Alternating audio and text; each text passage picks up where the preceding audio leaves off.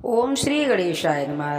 राधे कृष्णा कथा कहानियाँ में आपका स्वागत है। लक्ष्मी नारायण की कृपा आप सब पर बनी रहे। आइए जानते हैं गुरुवार व्रत कथा। गुरुवार व्रत पूजा कथा में कई ऐसी बातें बताई गई हैं जिन्हें मनुष्य को ध्यान पूर्वक अपनाना चाहिए।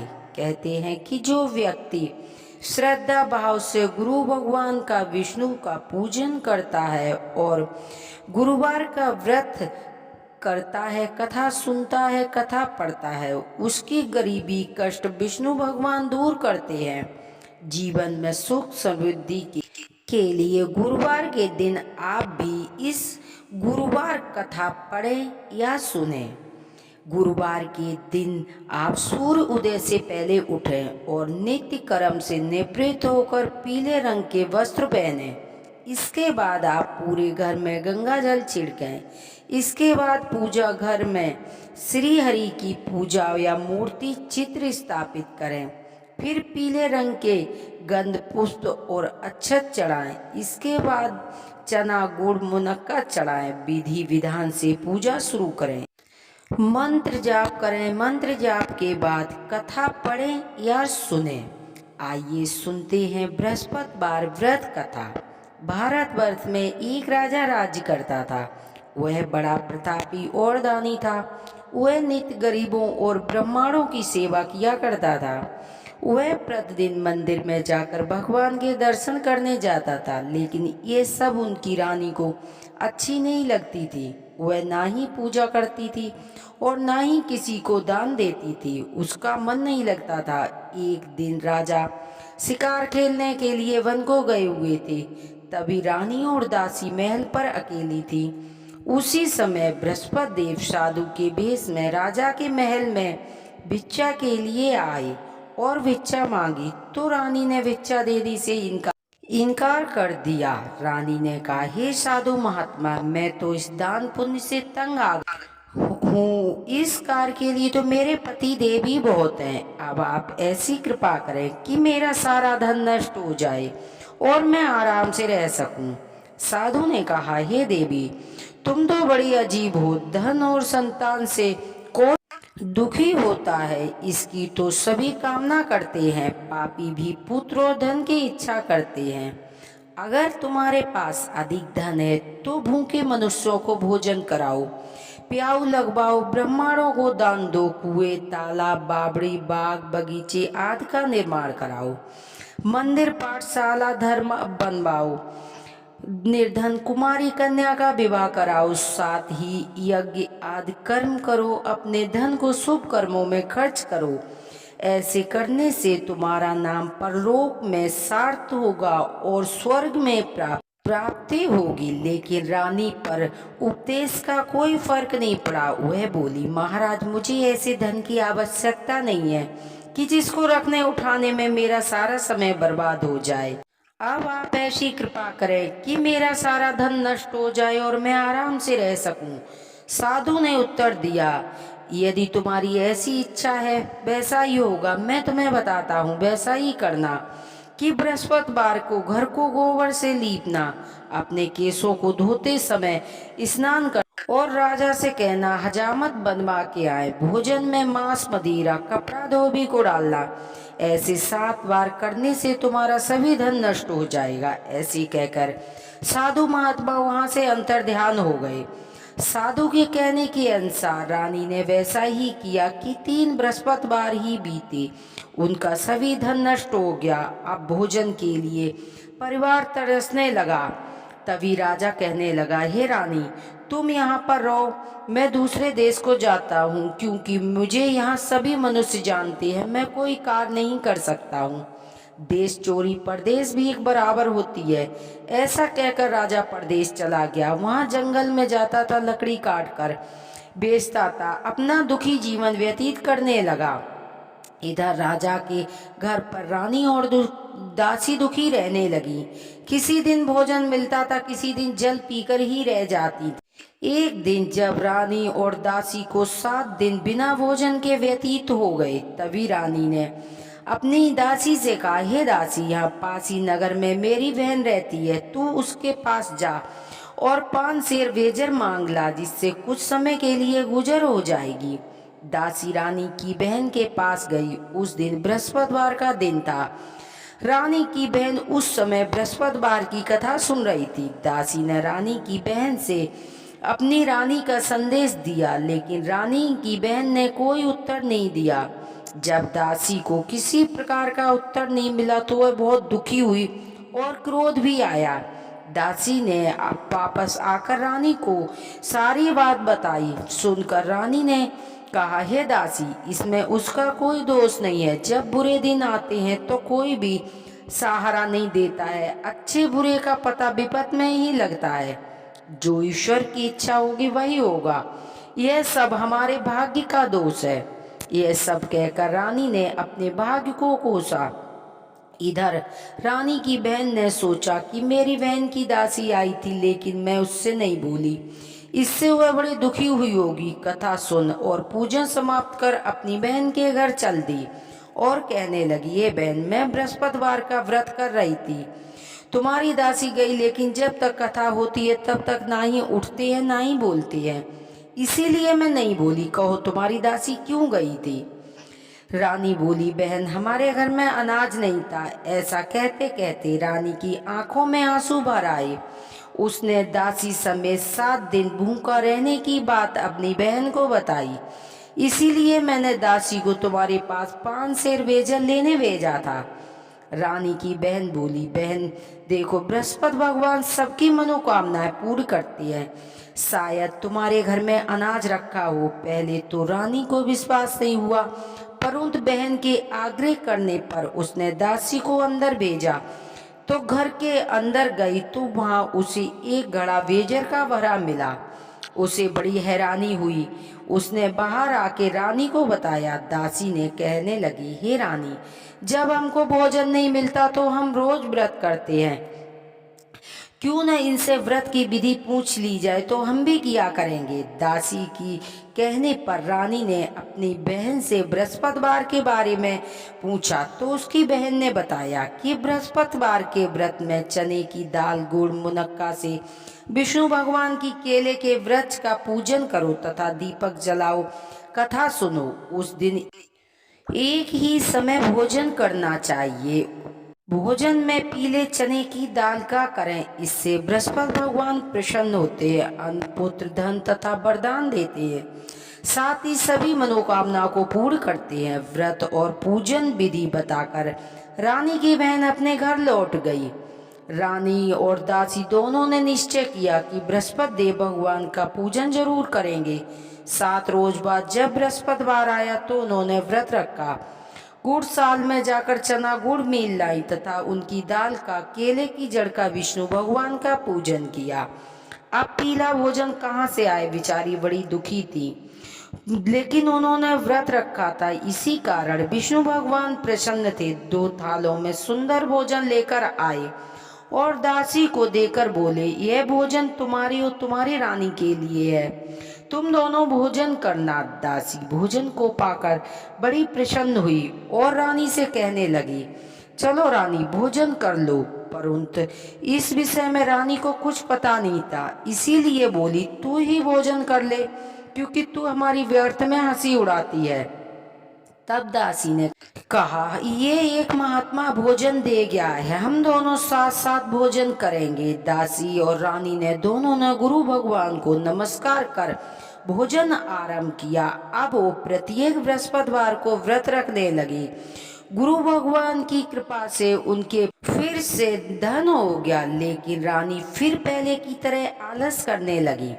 तभी दासी बोली, हे रानी, तुम्हें पहले भी इसी प्रकार आलस हुआ करता था, तुम्हें धन रखने से कष्ट होता था, इसी कारण हमारा सभी धन नष्ट हो गया था। अब गुरु भगवान की कृपा से धन मिला है तो तुम्हें फिर से आलस हो गया है। हमने बड़ी मुसीबतों के बाद धन पाया है, इसीलिए हमें दान पुण्य करना चाहिए। अब भूखे मनुष्यों को भोजन करवाओ, प्याऊ लगवाओ, ब्राह्मणों को दान दो, कुएं, तालाब, बावड़ी और बाग बगीचे का निर्माण कराओ, मंदिर, पाठशाला, धर्मशाला बनवाओ, निर्धन कुमारी कन्या का विवाह कराओ, साथ ही यज्ञ आदि कर्म करो, अपने धन को शुभ कर्मों में खर्च करो, जिससे तुम्हारे कुल में यश बढ़े और स्वर्ग की प्राप्ति हो, पितृ भी प्रसन्न हो। दासी की बात मानकर रानी शुभ कर्म करने लगी, काफी यश फैलने लगा। एक दिन रानी और दासी ने विचार किया कि न जाने राजा किस दशा में होंगे, उनकी कोई खोज खबर नहीं है। उन्होंने श्रद्धा पूर्वक बृहस्पति भगवान का पूजन किया और उनसे प्रार्थना की कि राजा जहाँ भी हो शीघ्र वापस आ जाए। उसी रात्रि को बृहस्पति देव ने राजा को स्वप्न में कहा, हे राजा उठ, तेरी रानी तुझको याद कर रही है, अपने देश को चला जा। राजा प्रातःकाल उठा और जंगल में लकड़ी काट कर विचार करने लगा कि न जाने राजा रानी किस दशा में होंगी, उसकी कोई खोज खबर नहीं है, और अपनी पुरानी बातें याद कर कर रोने लगा। उसी समय बृहस्पति देव साधु के रूप में आए और बोले, हे लकड़हारे, इस सुनसान जंगल में किस चिंता में मग्न बैठा है, यह सुन। राजा के नेत्रों में जल भर आया और बोले, हे साधु की वंदना कर राजा ने अपनी संपूर्ण कहानी सुना दी। महात्मा दयालु होते हैं। वे राजा से बोले, हे राजा, तुम्हारी पत्नी ने बृहस्पति देव का अपराध किया था, जिस कारण तुम्हारी ये दशा हुई है। अब तुम किसी बात की चिंता मत करो, पहले से अधिक तुम्हें धन देंगे। देखो, तुम्हारी पत्नी ने बृहस्पति देव का व्रत शुरू किया है। अब तुम बृहस्पतिवार के व्रत में चने की दाल, गुड़, मुनक्का से विष्णु भगवान का केले के वृक्ष की पूजा करो तथा दीपक जलाकर कथा सुनो। उस दिन एक ही समय भोजन करना, लेकिन भोजन में भी पीले चने की दाल का करना। भगवान तुम्हारी सभी मनोकामनाएं पूर्ण करेंगे। साधु की बात सुनकर राजा बोले, हे प्रभु, मुझे लकड़ी बेचकर इतना पैसा नहीं मिलता है कि मैं भोजन के उपरांत कुछ बचा सकूं। मैंने रात्रि में अपनी रानी को व्याकुल देखा है। मेरे पास कुछ नहीं है जिससे मैं उसकी खबर मंगा सकूं। फिर मैं कौन सी कहानी कहूं, मुझे कुछ मालूम नहीं है। साधु ने कहा, हे राजा, तुम किसी बात की चिंता मत करो, बृहस्पति भगवान के पूजन में का निश्चय करो, वे स्वयं ही तुम्हारे लिए कोई रास्ता बना देंगे। बृहस्पतिवार के दिन तुम रोजाना शहर में लकड़ियां लेकर जाना, तुम्हें रोज से दुगना धन प्राप्त होगा, भोजन भी कर लोगे और तुम्हारी पूजा का सभी सामान भी आ जाएगा। इतना कह के साधु महात्मा वहां से अंतर्ध्यान हो गए। धीरे धीरे समय व्यतीत होने लगा। फिर वही बृहस्पतिवार का दिन आया। लकड़हारा जंगल से लकड़ी काट कर किसी शहर में बेचने गया। उसे उस दिन और दिन से अधिक पैसा मिला। राजा ने गुड़, चना आदि लाकर गुरुवार का व्रत किया। उस दिन उसे के सभी कलेश दूर हो गए। परंतु दोबारा जब बृहस्पतिवार का दिन आया तो वह व्रत रखना भूल गया। इस कारण बृहस्पति भगवान नाराज हो गए। उस दिन उस नगर के राजा ने विशाल यज्ञ का आयोजन किया था। शहर में घोषणा करवा दी कि सभी मनुष्य हमारे यहाँ भोजन करने आए, कोई आग न जलावे, समस्त जनता हमारे यहाँ भोजन कर, जो इस आज्ञा को नहीं मानेगा उसे फांसी की सजा दी जाएगी। इस तरह की घोषणा संपूर्ण नगर में करवा दी। राजा की आज्ञा अनुसार सभी लोग भोजन करने आए, लेकिन लकड़हारा कुछ देर से पहुंचा, इसीलिए राजा अपने साथ लिवा ले गए कि भोजन करा ही रहे थे। रानी की दुष्ट नजर उस कुंटी पर पड़ी जिस पर उसका सोने का हार लटका हुआ था। रानी ने उसे नहीं दिखाई दिया। रानी ने निश्चय किया कि मेरा हार इसी मनुष्य ने चुरा लिया है।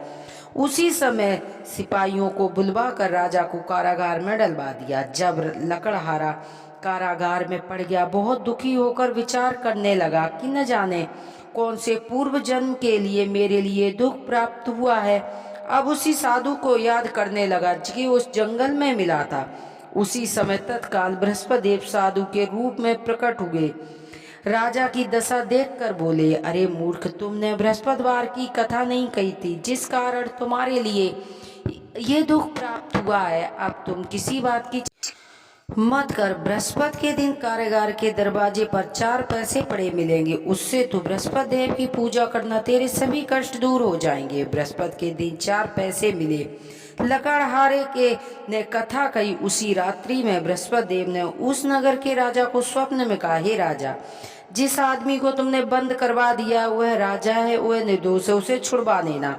रानी का हार उसी खुट्टी पर लटका हुआ है, अगर तूने ऐसा नहीं किया तेरे राज्य को नष्ट कर दूंगा। इस तरह रात्रि को स्वप्न देखकर राजा प्रातः काल उठा, खुट्टी पर हार देख लकड़हारे को बुलवाकर क्षमा मांगी और सुंदर आभूषण देकर विदा किया। बृहस्पति देव आज्ञा अनुसार राजा नगर चल दिया।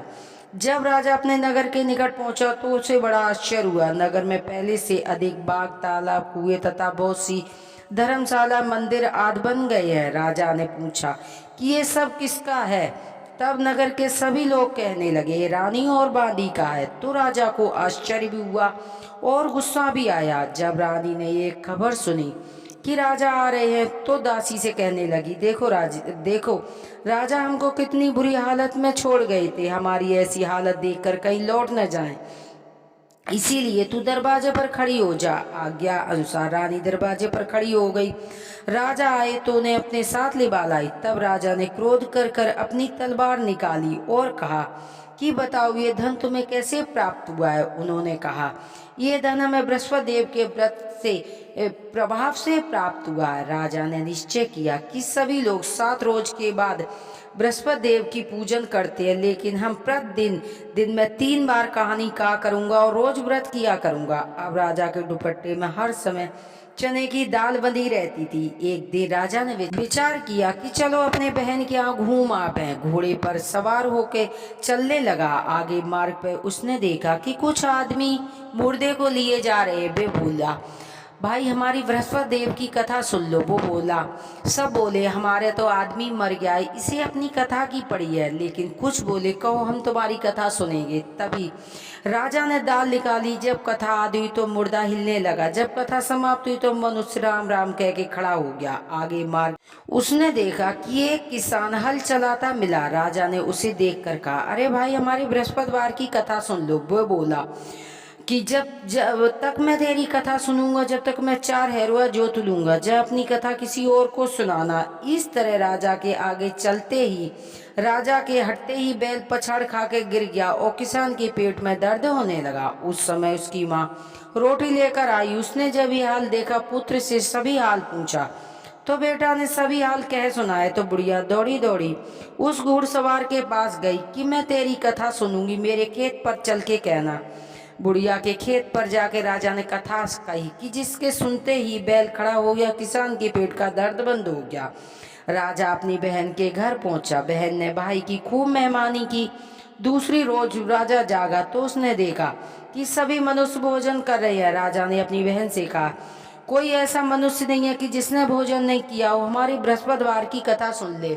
बहन बोली, भैया ये देश ऐसा है, पहले यहाँ भोजन करते हैं, बाद में अन्य काम करते हैं। यदि कोई पड़ोस में हो तो मैं देख आती हूँ। ऐसा कहकर बहन चली गई, परंतु कोई भी व्यक्ति ऐसा नहीं मिला कि जिसने भोजन न किया हो। अंत में एक कुमार के घर गई कि जिसका लड़का बीमार था। उसे मालूम हुआ कि किसी ने 3 रोज से भोजन नहीं किया है। रानी ने अपने भाई की कथा सुनने को कही। कुमार तैयार हो गया। राजा ने जाकर बृहस्पतिवार की कथा सुनाई कि जिसके सुनते ही उसका लड़का ठीक हो गया। अब तो राजा की प्रसन्नता होने लगी। एक रोज राजा ने अपनी बहन से कहा कि बहन अब अपने घर चलेंगे, तुम भी तैयार हो जाओ। बहन ने अपनी सास से कही। सास बोली, हाँ चली जा, परंतु अपने लड़कों को मत ले जाना क्योंकि तेरे भाई को कोई औलाद नहीं है। बहन बोली, भैया मैं तो चलूंगी, परंतु कोई बालक नहीं जाएगा। भाई राजा बोला, जब कोई बालक नहीं जाएगा तो तुम जाकर क्या करोगे? दुखी मन से राजा अपने घर लौट आया। रानी के पास आकर बोला कि हम निर्वंशियां हैं, हमारे मुंह देखने का धर्म नहीं है। कुछ लोग तो भोजन भी नहीं करते। रानी बोली, हे प्रभु, बृहस्पति देव ने हमें सब कुछ दिया है, औलाद भी अवश्य देंगे। उसी रात को बृहस्पति देव ने स्वप्न में कहा, हे राजा उठ, सभी सोच त्याग दे, तेरी रानी गर्भ से है। रानी की राजा की यह बात सुनकर बड़ी खुश हुई। 90 महीने में सुंदर पुत्र पैदा हुआ। तब राजा बोला, रानी, स्त्री बिना भोजन के रह सकती है, बिना कहे नहीं रह सकती है। जब मेरी बहन आवे तो तुम उससे कुछ मत कह रहना।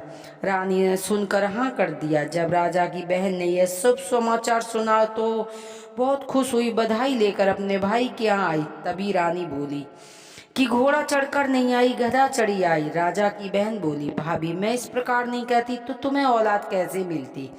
बृहस्पति देव ऐसे हैं जैसे जिसके मन में कामना को सभी पूर्ण करती है। जो सद्भावना से बृहस्पति देव का व्रत करता है, कथा पढ़ता है और दूसरों को सुनाता है, बृहस्पति देव उनकी सभी मनोकामनाएं पूर्ण करते हैं।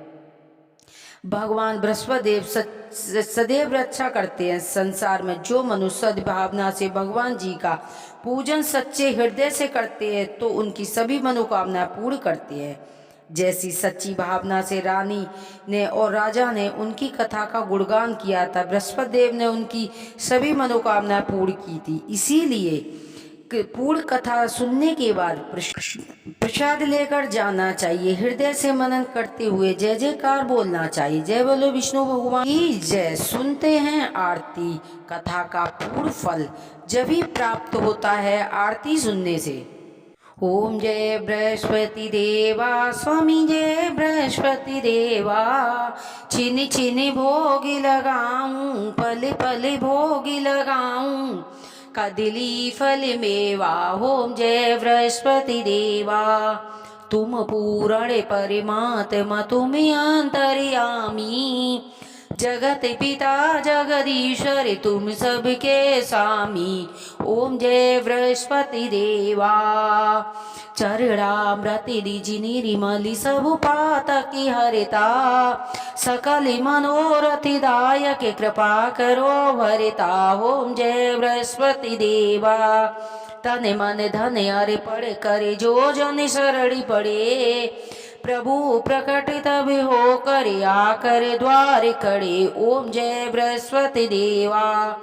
दीन दयाल दयानिधि भक्तन हितकारी, पाप दोष सब हरता भवबंधन हारी। ओम जय बृहस्पति देवा। सकल मनोरथ दायक सब संचय तारी, विषय विकार मिटाओ संतन सुखहारी। ओम जय बृहस्पति देवा। जो कोई आरती तेरी प्रेम सहित गावे, कहत शिवानंद स्वामी, भजत हरि हरि स्वामी, मन वांछित फल पावे। ओम जय बृहस्पति देवा। ओम जय बृहस्पति देवा स्वामी, जय बृहस्पति देवा। छिनी छिनी भोगी लगाऊं, पल पल भोगी लगाऊं, कदली फल मेवा। ओम जय बृहस्पति देवा। वह कथा पढ़ने वाले पर, वह कथा सुनने वाले पर लक्ष्मी नारायण की कृपा प्राप्त होती है। हर हर महादेव की जय। मैया पार्वती की